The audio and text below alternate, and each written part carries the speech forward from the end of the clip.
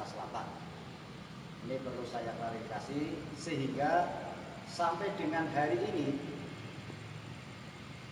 penanganan pencegahan beredarnya virus COVID-19 itu di Kabupaten Pemalang untuk yang positif masih zero, masih nol. Adapun sebagaimana yang saudara-saudara tahu bahwa kenapa dimakamkan di Kabupaten Malang, karena sekali lagi bahwa beliau punya keluarga di Pemalang. Sebagai rasa kemanusiaan, pemerintah daerah Kabupaten Pemalang sebagaimana protokol yang di SOP untuk itu, kami pemerintah Kabupaten Pemalang memfasilitasi untuk diadakannya pemakaman di Kabupaten Pemalang,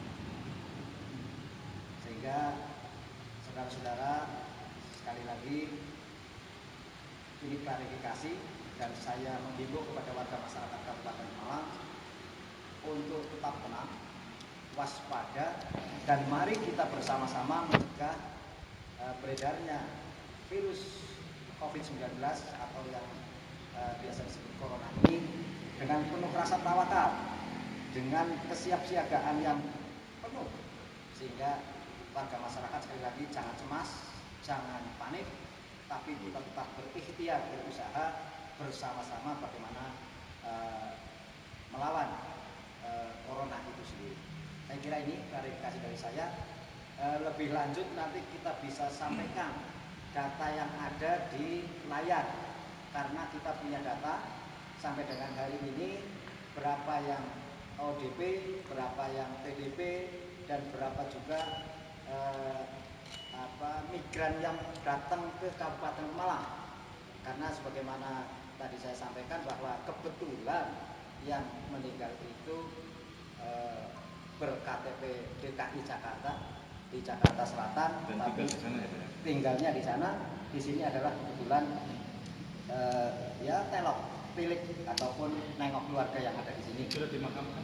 Dan alhamdulillah tadi sebagaimana laporan yang kami terima, karena meninggal adalah jam 15.30 ya, 15.30, dan proses pemulasaraan itu sesuai dengan protap itu sudah dimakamkan, dan itu dimakamkan sesuai dengan SOP dalam rangka pemulasaraan yang SOP itu sudah dilaksanakan oleh rumah sakit, yang kebetulan rumah sakit itu ada rumah sakit Kabupaten Pekalongan, yaitu rumah sakit Keraton di Kabupaten yang berada di kota Pekalongan tapi milik Kabupaten Pekalongan. Ya, Pak, dengan keluarganya Pak yang sempat dikunjungi, apakah sudah dilakukan tindakan mungkin pemeriksaan terhadap keluarganya atau seperti apa?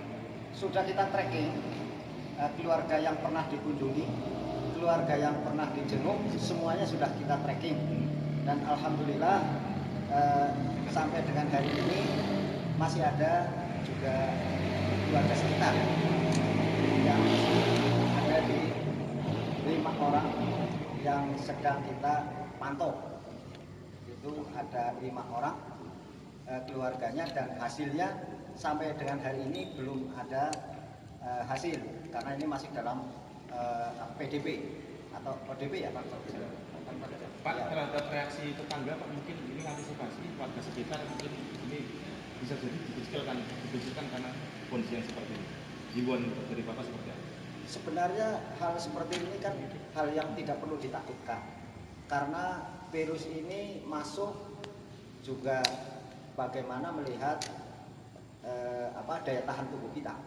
Tapi secara medis mungkin ini memang perlu disosialisasikan lebih lanjut lagi, karena saya yakin dan percaya bahwa ketakutan masyarakat itu kan karena sosialisasi juga perlu diinstankan bagaimana tentang menghadapi hal-hal yang seperti ini.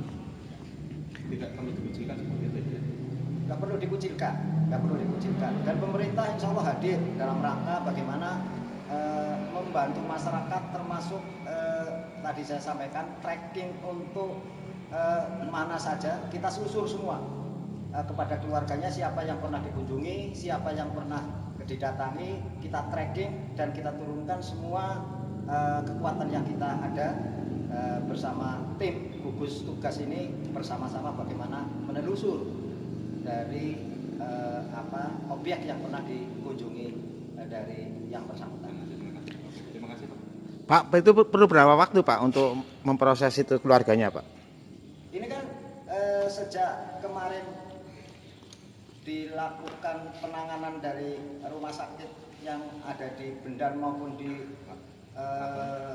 Keraton, kan keluarganya juga kan kita komunikasi antar rumah sakit, antar kepala dinas, antar bupati juga komunikasi, antar wali kota komunikasi bahwa ini ada warga masyarakat yang alurnya seperti ini dan ini sudah kita tracking dan sudah kita lakukan dan juga butuh berapa lama ya sesuai SOP. Kalau itu pasien dalam pantauan itu 14 hari dan juga ODP juga demikian sehingga ini sesuai protap yang ada. Berarti dimungkinkan virus corona yang menimbulkan korban itu dibawa oleh korban seperti itu Pak? Ya Dimungkinkan? dimungkinkan karena mau tidak mau bahwa beliau sebagai Warga Jakarta, zona merah. datang dari zona merah endemik Ya. itu ya dimungkinkan. Makanya kita kan menghimbau kalau yang tidak perlu pulang ya nggak usah pulang, tidak usah ini. Kalaupun pulang juga nanti ada protap yang akan kita atur bagaimana tentang pencegahan COVID-19 ini. Pak, proses pemakamannya sendiri melibatkan dari unsur mana Pak? Proses pemakaman yang pertama sesuai dengan protap pemulasaraan itu dilakukan oleh tim medis yang menangani. Timnya kan 12 orang. 12 orang itu dari perawatan sampai meninggal sampai pemulasaraan itu dilakukan oleh tim yang menangani di Rumah Sakit Keraton sampai dengan pemakaman. Jadi unsur-unsur yang itu protapnya seperti itu. Sehingga kalau siapa yang terlibat semua, tentunya warga masyarakat sekitar setelah dimakamkan itu pasti ya sebagai bentuk rasa sosial kepada masyarakat pasti terlibat. Pak, apakah pasien ini terdaftar di tempat tergolong di PBB itu Pak? Oh, kalau di kita tidak ada daftar. Karena bukan warga Pemalang, jadi kan tidak ada daftar itu. Kalau ada, pasti masuk di laporan kita setiap saat. Nah, itu karena kebetulan bukan warga Pemalang, sehingga tidak masuk daftar pasien maupun daftar orang yang dalam pantauan. Pak, ini kan setidaknya menjadi peringatan Pak bagi warga Pemalang, terutama yang berada di perantauan Pak. Ini kan peringatan keras karena memang ternyata ya katakanlah ini korban betul jelas warga Jakarta dan meninggal karena itu ya himbauan mungkin diberikan Pak seperti apa Pak? Himbauan kepada warga masyarakat khususnya dulur-dulur kita, saudara-saudara kita yang ada di perantauan, yakinkan betul bahwa kalau di zona merah Anda diam saja di rumah untuk menyayangi diri sendiri, menyayangi keluarga, menyayangi masyarakat sekitar. Karena kalau itu terindikasi sebagai orang yang gejala, apalagi sudah menjadi orang dalam atau pasien dalam pantauan, itu harapannya ya tetap mengisolasi diri dengan segala protap yang harus diikuti. Ya, cukup Bu. Barangkali Ada lagi? Pak. Korban yang ya pernah berkunjung di Pemalang seperti apa? Ya. Selanjutnya. Baik, terima kasih atas kesempatannya. Tentunya kami dari kepolisian sama dengan TNI, kemudian dengan Pemda dan tentunya kami semua dari dalam gugus tugas terkait dengan korban yang hari ini ya sudah dimakamkan dan orang-orang yang pernah dikunjungi saat ini sedang dalam pemantauan semua dan sudah kita tracking khususnya keluarga yang didatangi. Ini ada beberapa orang yang sudah dalam isolasi mandiri ya dan dalam status pengecekan kesehatannya. Itu nanti bisa ditanyakan langsung kepada dinas kesehatan yang menangani ini.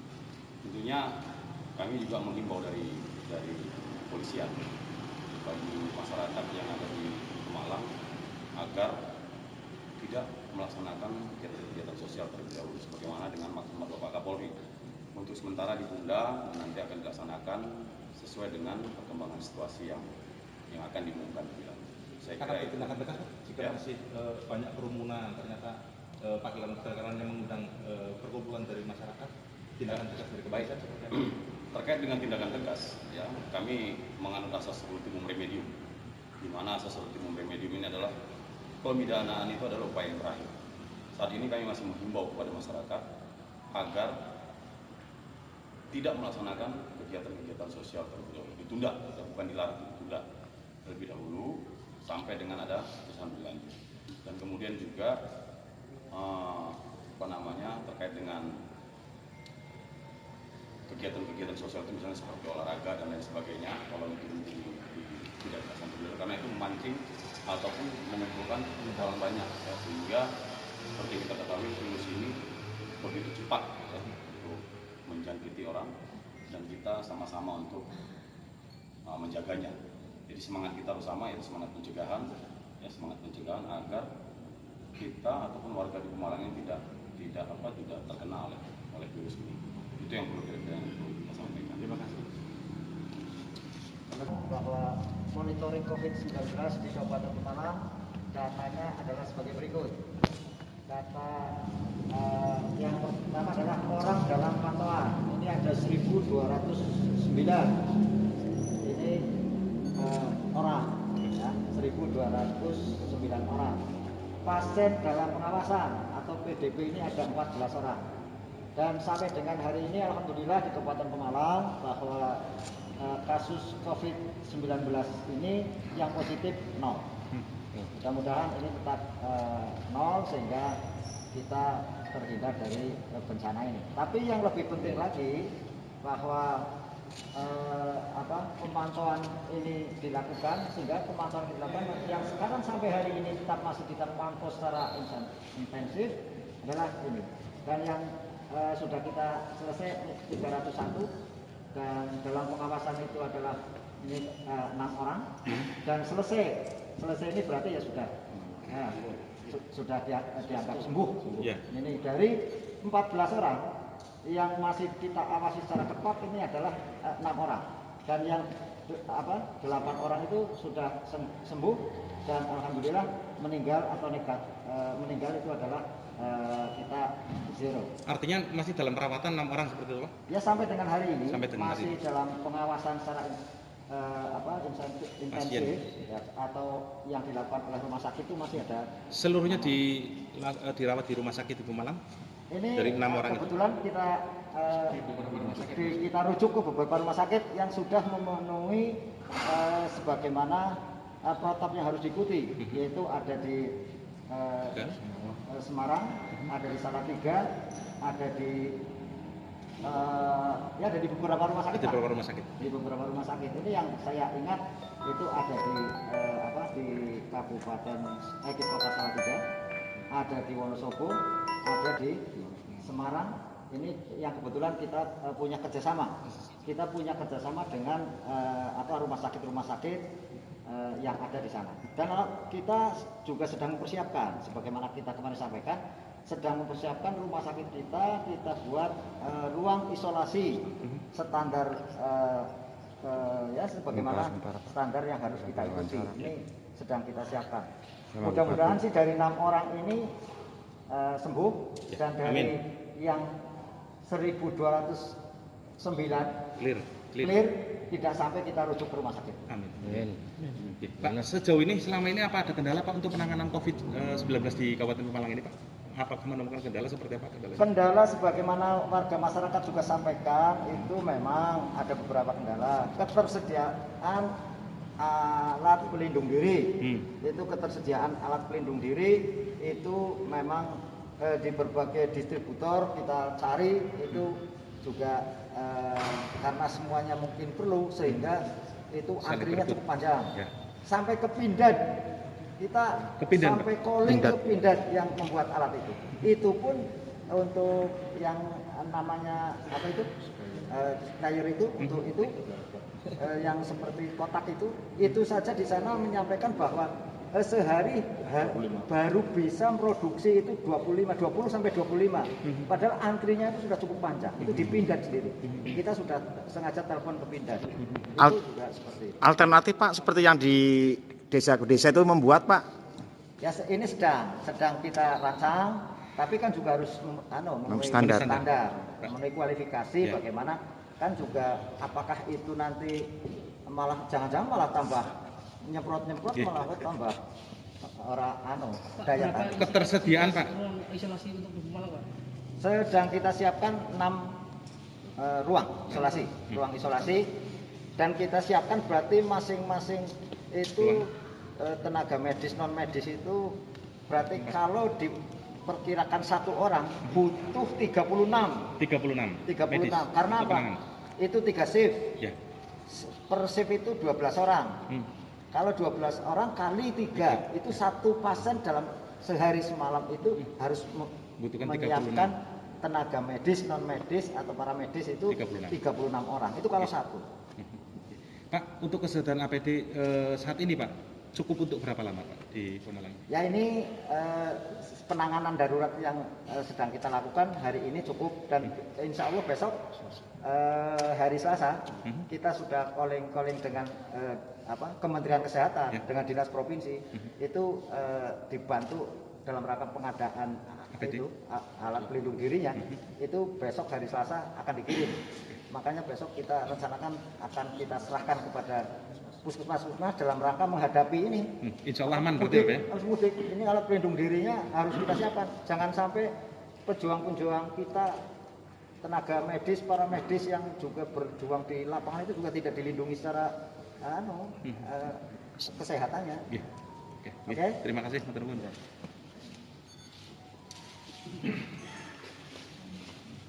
Ini